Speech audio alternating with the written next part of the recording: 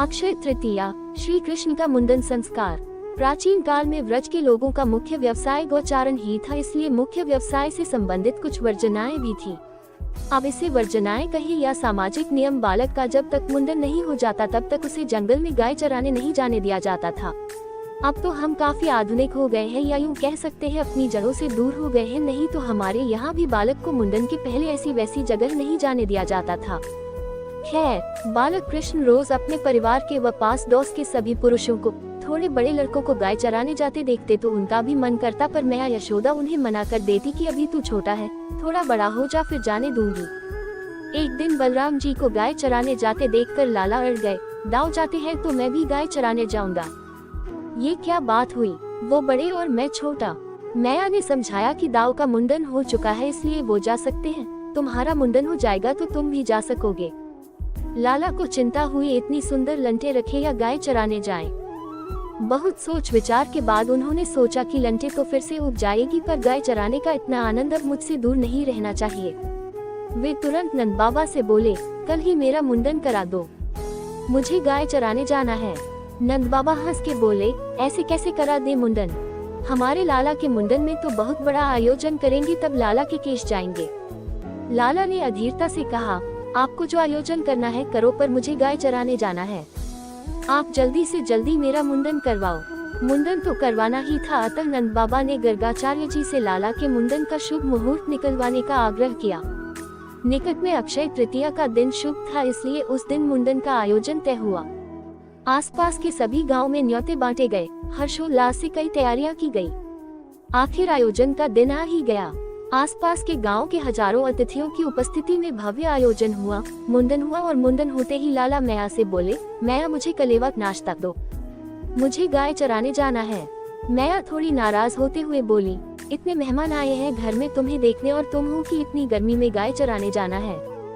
थोड़े दिन रुको, गर्मी कम पड़ जाए तो मैं तुम्हें दाऊ के साथ भेज दूंगी।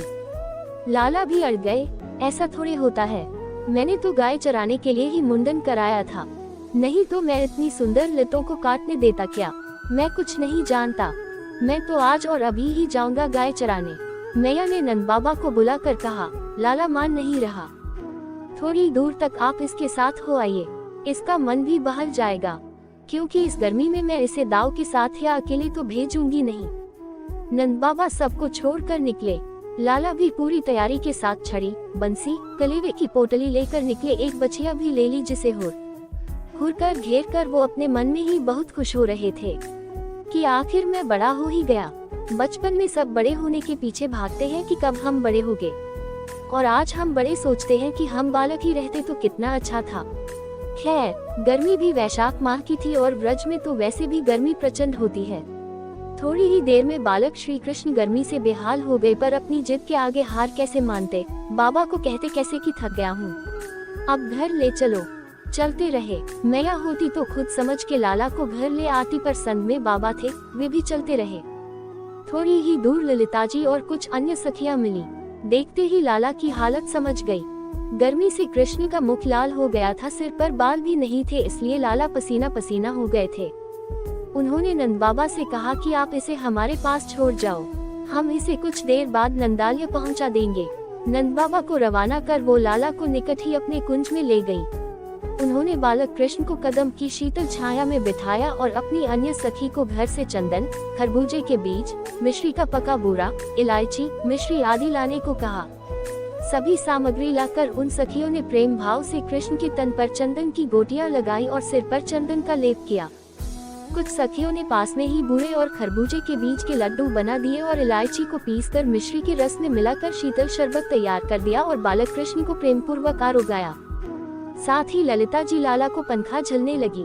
ये सब आरोप कर लाला को नींद आने लगी तो ललिता जी ने उन्हें वही सोने को कहा और स्वयं उन्हें पंखा झलती रही। कुछ देर आराम करने के बाद लाला उठे और ललिता जी उन्हें नंदालय छोड़ आईं।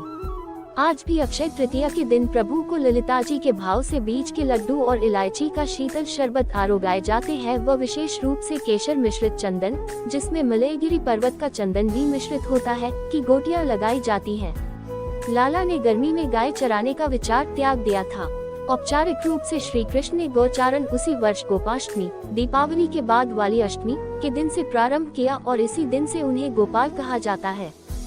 वर्ष में एक ही दिन ऐसा होता है जब बीज के लड्डू अकेले श्री जी को आरोगाए जाते हैं, अन्यथा अन्य दिनों में बीज के लड्डू के साथ चिरोजी के लड्डू भी आरोगाए जाते हैं। अगर आपको मेरी यह कहानी अच्छी लगी हो तो प्लीज मेरे चैनल को सब्सक्राइब कर देना, लाइक कर देना, शेयर कर देना और बेल आइकन को प्रेस कर देना। धन्यवाद।